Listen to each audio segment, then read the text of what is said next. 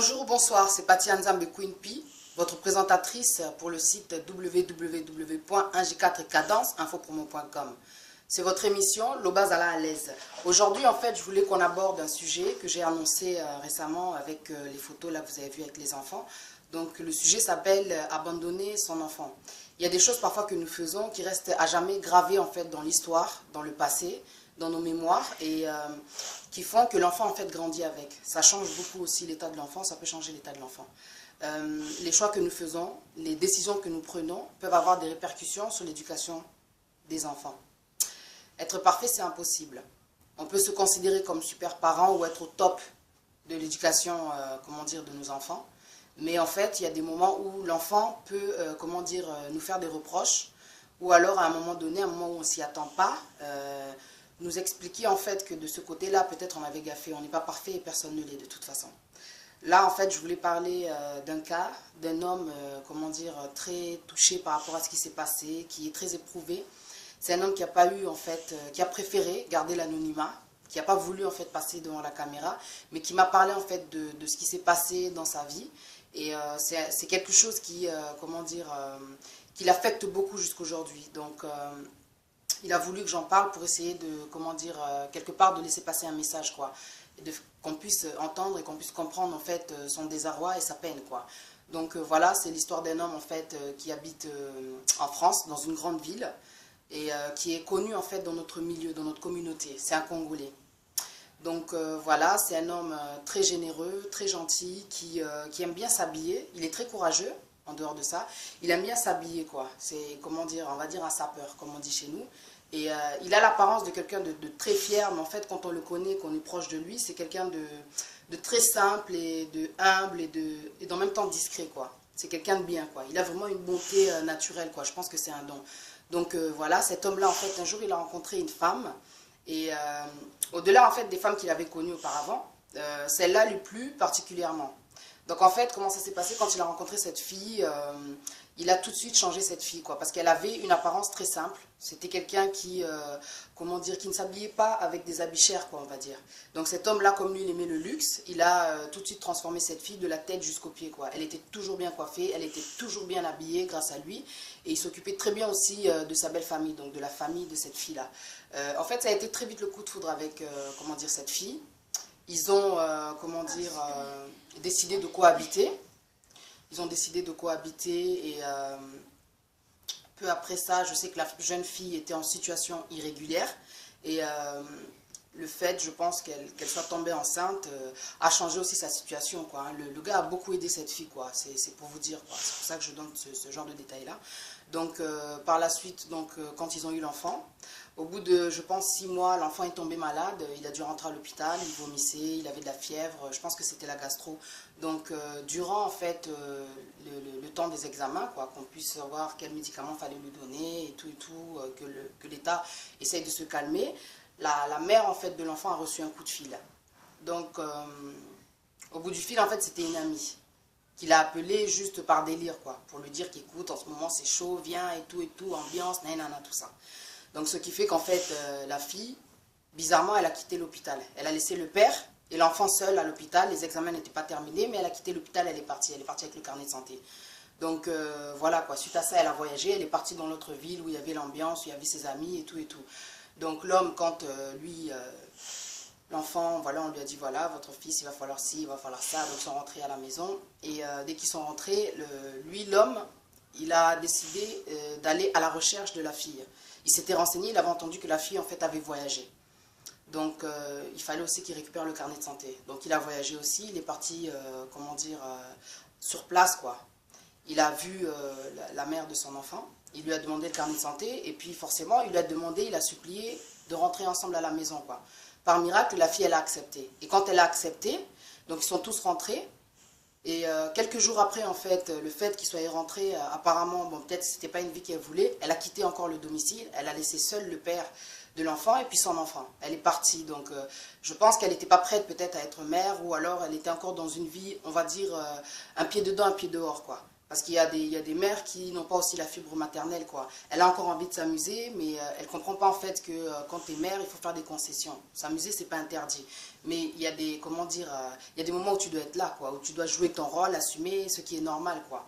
Parce que en dehors de l'enfant qu'elle avait en fait avec cet homme-là, elle avait déjà un premier enfant. Mais c'est sa mère qui s'occupait d'elle, qui s'occupait là de cet enfant-là. C'est sa mère qui s'occupait de cet enfant-là.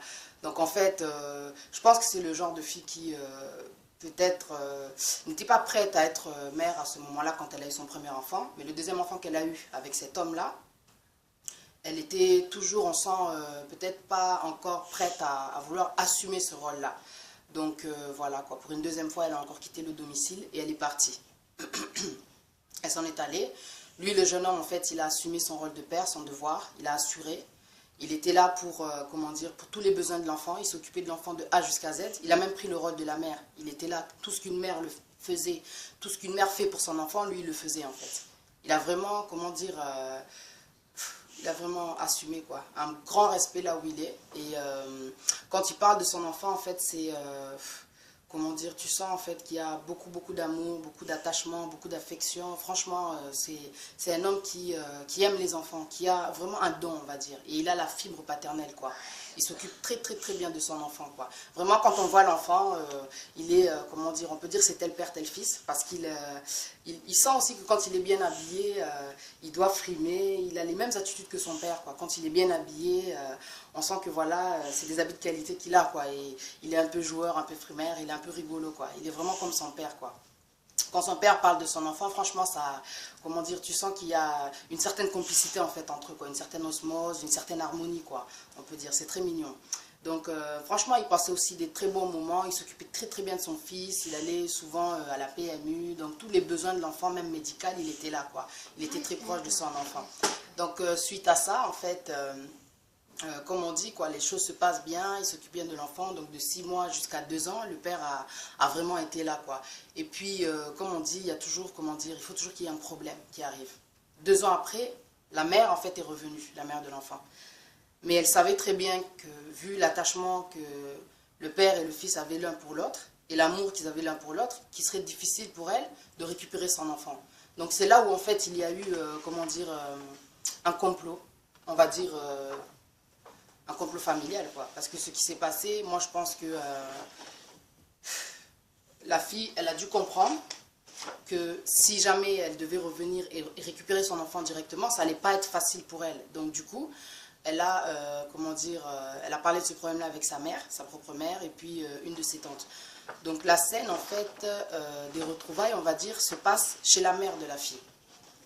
Alors il y a la mère de la fille, la tante de la fille, et puis l'homme qui est là...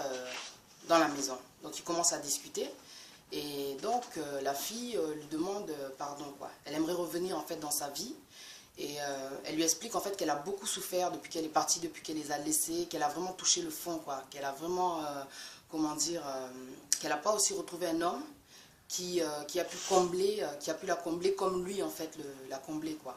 Donc elle a eu des regrets, elle a demandé pardon, et comme la mère de la fille était là aussi, la mère de la fille a appuyé les dires aussi de sa fille, quoi. Elle a dit, bon franchement, j'aimerais bien que tu lui donnes une deuxième chance et tout, donc l'homme a été sincère, quoi. Le père de l'enfant, il a dit, bon moi j'ai assuré l'enfant jusqu'à l'âge de 2 ans, mais entre temps aussi j'ai eu ma vie, quoi. J'ai refait ma vie, j'ai une copine, on s'occupe très bien de l'enfant. Là tu veux rentrer, je comprends pas trop pourquoi, parce que si tu décides de revenir pour me faire les mêmes choses que tu faisais dans le passé, il vaut mieux partir plutôt que de rentrer et de venir encore nous faire souffrir, quoi. Donc là, si tu restes, je vais te donner une chance, malgré que je suis avec quelqu'un, je préfère me séparer d'elle et revenir avec toi parce que tu es la mère de mon enfant. Et beaucoup de gens m'ont conseillé.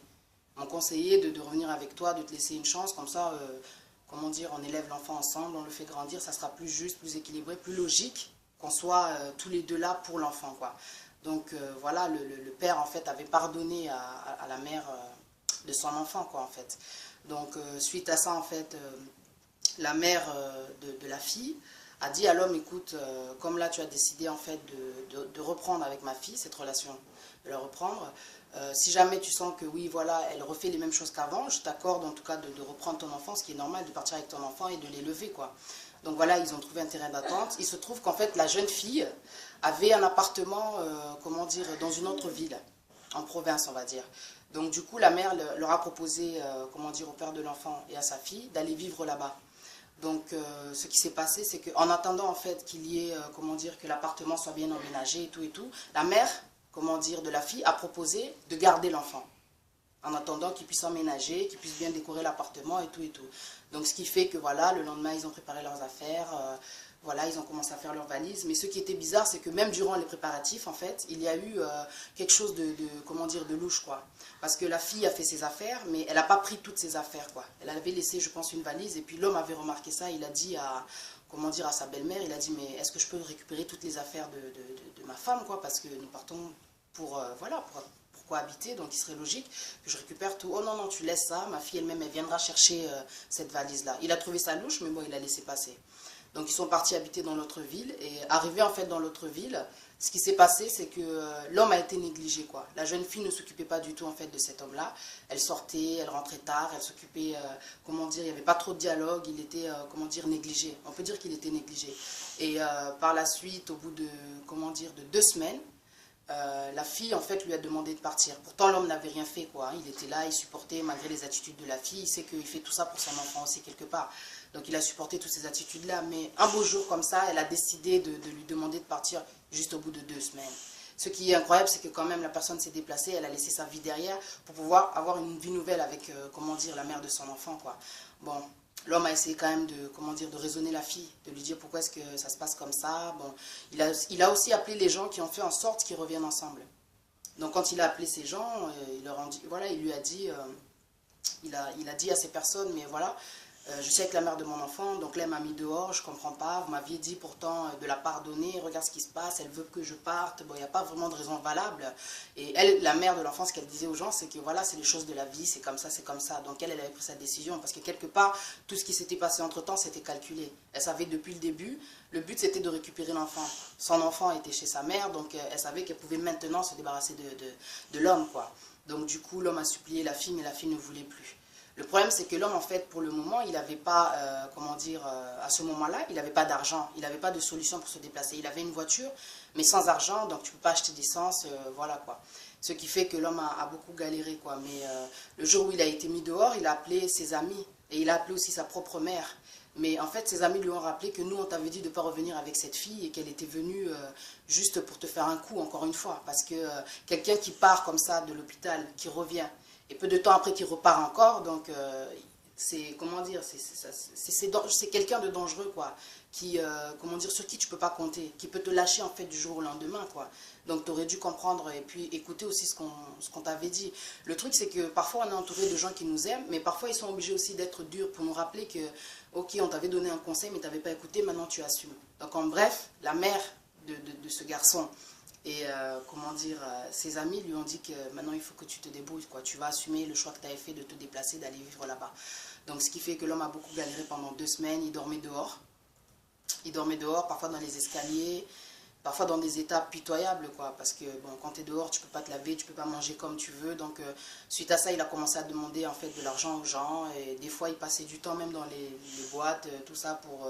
histoire de passer le temps, parce que dormir dehors, des fois, c'est pas non plus une sécurité, même si tu es un homme. Donc, c'était juste pour passer le temps, quoi. Ensuite, il a eu aussi des moments où, voilà, des moments difficiles, quoi. Il dormait aussi dans sa voiture, parce qu'il y avait toutes ses affaires, du coup, dans sa voiture. Il ne pouvait pas laisser ses affaires comme ça, parce que c'était des affaires aussi qui coûtaient très, très cher. Donc, c'était un peu une situation... ouais, où on n'est pas, voilà, dans le confort, quoi, ce qui est logique, quoi. Mais suite à ça, donc il a contacté un ami qu'il avait connu quand il était au pays. Cet ami a accepté de l'héberger. Donc il est parti habiter là-bas, juste le temps de pouvoir se relever.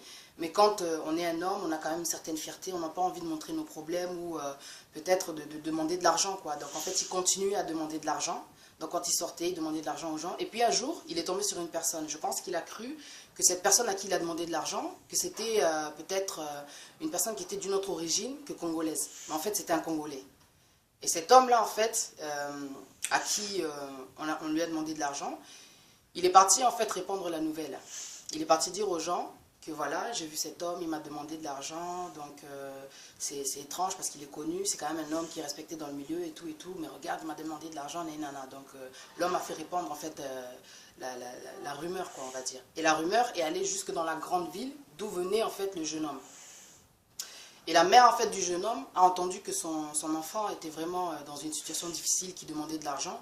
Donc la mère a fini par appeler son fils. Elle lui a dit, bon, qu'est-ce qui se passe? On m'a dit que tu demandais de l'argent, est-ce que c'est vrai? Donc le jeune homme a dit oui, franchement c'est difficile. Depuis qu'elle m'a mis dehors, regarde tout ce que je traverse. J'ai la voiture, mais il n'y a pas d'essence. Donc en fait j'ai besoin de ça, ça, ça. Donc la mère tout de suite, elle a eu, voilà, elle s'est mise à la place de son enfant.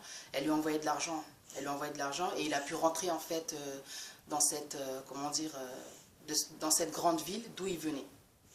Suite à ça, en fait, il y a eu beaucoup de conséquences. Moi, quand il m'a raconté cette histoire, j'étais vraiment touchée. Parce qu'en fait, quand il raconte cette histoire, c'est quelqu'un, en fait, qui, tu sens qu'il est très éprouvé par ce qui s'est passé. Et parce que ce qui s'était passé, c'est que quand on l'avait mis dehors par la jeune fille, là, il a appelé la mère de la jeune fille. Il a demandé en fait à récupérer son enfant à qui il avait tout donné, qu'il avait élevé jusqu'à l'âge de 2 ans. Tout ce qu'il voulait, c'était son enfant. Mais quand il a appelé la mère en fait de la mère de la fille lui a dit non, écoute, cet enfant-là, c'est pas ton otage. J'ai pas trop compris pourquoi elle a dit ça, parce qu'en fait, eux, ils ont considéré tout ce temps où lui, il a gardé l'enfant de 6 mois jusqu'à 2 ans, qu'il avait pris l'enfant pour otage. Ça n'a pas de sens. Mais bon, bref, parce qu'à ce moment-là, c'est la belle famille qui a pris l'enfant pour otage. Ils avaient déjà tout calculé. Ils savaient déjà que, ok, nous, on a l'enfant, vous partez, comme ça, tac, tu le mets dehors, et une fois qu'il est dehors, tu peux revenir, tu reprends, t'es avec ton enfant, quoi. Ça s'est fait d'une façon tellement vicieuse, et il en souffre beaucoup, quoi. Quand il parle de ça, tu sens que c'est quelqu'un qui est, voilà, quoi, qui est prêt à craquer, en fait, quand il parle de ça. C'est comme quand on détache un enfant comment dire, de sa mère, ou, comment dire, une mère de son enfant, quoi. Ça rend fou, c'est pas parce que c'est un père qui souffre pas, quoi. Aujourd'hui, franchement, je lui ai demandé, après tout ce que tu as vécu, mais tu n'as pas eu envie de mourir. Il m'a dit, j'ai fait 2 tentatives de suicide, mais je le dis qu'à toi. Donc en fait, j'ai senti vraiment le désarroi d'un homme, quoi. La tristesse d'un homme quand il parle de ça, vraiment, il est mal, souvent la tension lui monte quand il parle de ça, donc j'ai pas trop voulu insister sur plus de détails que ça, mais je sais que c'est quelqu'un qui souffre beaucoup encore de cette histoire parce qu'on lui a arraché son enfant quelque part. Il n'a pas voulu forcer les choses parce qu'il veut pas traumatiser l'enfant. Il a envie de son enfant, il a envie de récupérer son enfant. Tout ce qu'il demande, c'est qu'on lui rende son enfant. C'est comme le cri d'une mère, mais sauf que là c'est un père. Parce qu'il a assumé tous comment dire, les 2 premières années, il a été là. Il a envie de son enfant. Il avait même promis à son enfant qu'il viendrait le chercher. C'est-à-dire que des fois, les gens, quand ils voient, comment dire, l'enfant, les amis du père, quand ils voient l'enfant, ils demandent à l'enfant, alors comment va ton père et tout et tout. Et l'enfant dit, non, mon père, il va venir me chercher. Donc jusqu'à aujourd'hui, l'enfant attend son père, quoi. Il sait que, voilà, son père reviendra. Son père pourrait aussi aller le voir. C'est vrai que la mère n'empêche pas les visites ou quoi que ce soit, mais il sait très bien que c'est quelque chose qui n'est pas juste parce que ça n'aurait pas dû déjà se passer comme ça, la séparation. Ça a été trop brutal, trop brusque, quoi. Je sais pas si le père a eu le temps de parler à son fils que, écoute, maintenant ça va se passer comme ça, tu ne me verras plus et tout. Je pense pas, quoi, parce que la façon dont il souffre, je pense pas qu'il y a eu un dialogue autour de ça avec l'enfant, quoi. Mais c'est quelqu'un de très éprouvé, même dans les réseaux. On peut sentir aussi à travers ce qu'il écrivait qu'il était profondément blessé par rapport à ce qui s'est passé, quoi. Parce qu'aujourd'hui, en fait, c'est un homme qui est sous médicaments, parce qu'il souffre de tension, parce que c'est quelque chose voilà, qui le choque jusqu'aujourd'hui. Cette histoire s'est passée on peut dire, il y a 3 ans, mais jusqu'aujourd'hui, il reste marqué, quoi. Il reste marqué. Tout ce qu'il veut, je le répète encore une fois, c'est son enfant. C'est son enfant. Parce qu'aujourd'hui, la belle famille a récupéré l'enfant, donc la mère de l'enfant a récupéré l'enfant. Mais je me demande si l'enfant est à la bonne place, quoi. Parce qu'on peut avoir, comment dire, des enfants, mais ne pas avoir la fibre maternelle. L'affection que lui donnait le père, je me demande si la mère lui donne cette affection-là, si la mère lui donne cet amour-là, cette attention-là, cette, comment dire, tout ce que le père donnait, je me demande si la mère donne ça, quoi. On peut vouloir se rattraper, mais on n'efface pas l'histoire. Il y a eu 2 ans d'absence dans la vie de cet enfant. La mère n'était pas là et c'est le père qui a pris le relais. Et aujourd'hui, je pense que l'enfant doit souffrir du fait de ne pas voir son père, quoi. Le père sait très bien que s'il va voir son enfant, l'enfant voudra se réattacher à lui, revenir avec lui. Ça va créer des souffrances, des perturbations chez l'enfant qu'il veut éviter. Mais il y a une souffrance en tout cas des 2 côtés, ça c'est clair, quoi. Aujourd'hui, voilà, comme je disais, la belle famille a récupéré l'enfant. Donc voilà, il vit avec sa mère, mais... vous avez gagné la bataille, mais vous n'avez pas gagné la guerre, quoi. La vraie justice, c'est celle de Dieu, hein. Le vrai jugement, c'est celui de Dieu parce qu'il est équitable, quoi. Je ne sais pas ce qui se passe aujourd'hui. Est-ce que cet homme-là mérite ça, quoi. Il aurait fallu quand même être plus juste et laisser l'enfant à la bonne place, quoi. J'espère en tout cas, tout ce que je souhaite, c'est j'espère que l'enfant est heureux là où il est, quoi. Mais je me demande en fait, comment est-ce qu'une mère peut arriver au point d'abandonner son enfant. On peut être fatigué des fois, on peut, comment dire, parce que c'est difficile d'élever des enfants, c'est vrai, on va pas se mentir, mais comment on peut arriver au point, comment et pourquoi on peut laisser son enfant pendant un long temps comme ça, et après revenir comme si de rien n'était et vouloir le récupérer. C'est vrai que comme on dit des fois, moi Nazaria maman, mais dans ces cas-là, dans ce qui s'est passé, c'est l'enfant était au père, quoi. L'enfant était au père pour le père, quoi. Le père a tellement fait, donc je trouve pas ça très juste, quoi. Cette histoire-là, franchement, je l'ai racontée même à ma fille, elle avait les larmes aux yeux, quoi. Elle savait même pas ce que ça voulait dire abandonner. Je lui ai expliqué, elle m'a dit en tout cas c'est triste, quoi. Beaucoup de courage à cet homme. Moi je laisse le cas de cet homme-là entre les mains de Dieu, parce que c'est Dieu en fait qui est au contrôle de tout, et tout ce qui est impossible en fait n'est pas de Dieu. Donc je sais qu'un jour il y aura une justice. Le risque en fait c'est que l'enfant quand il va grandir, il peut très bien haïr sa mère quand il entendra la vérité, quand il connaîtra la vérité, se retourner contre sa mère, avoir de l'amertume, de la rancune. Parce que la vérité finit toujours par éclater tôt ou tard, quoi. Donc voilà. Voilà, quoi. Je voulais juste conclure avec le fait que dans la vie, même si c'est dur, il ne faut pas, comment dire, se détacher de ce qui est fondamental, de ce qui est primordial et de ce qui est important, quoi. Le plus nécessaire, c'est d'être proche de nos enfants, quoi. Parce qu'une fois qu'on abandonne notre rôle, ça crée, comment dire, une souffrance psychologique, ça c'est sûr. On peut revenir, mais il y a beaucoup de choses qu'on ne peut pas effacer, il y a beaucoup de choses qu'on ne peut pas refaire, quoi. Le passé, on ne le réécrit pas, il est là et ça va rester comme ça, quoi. Et plus tard, tôt ou tard, on aura des comptes à rendre, ça c'est sûr. Donc tout ce que je souhaite, c'est bonne chance à la belle famille, quoi. Bonne chance à la belle famille. Donc voilà, c'est Pati Nzambe Queen P. Donc pour votre émission, le Bazala à l'aise, pour le site www.ng4cadence.infopromo.com. Je salue le boss du site, Pati Libondance, et sa femme, Sandrine Mbala, ainsi que mes collègues Drupeza Ona Kinshasa, il y a Nathalie Mbongi, Nabella, et puis Amanda la Duchesse na Luxembourg. Voilà, c'est Pati Nzambe Queen P. Merci.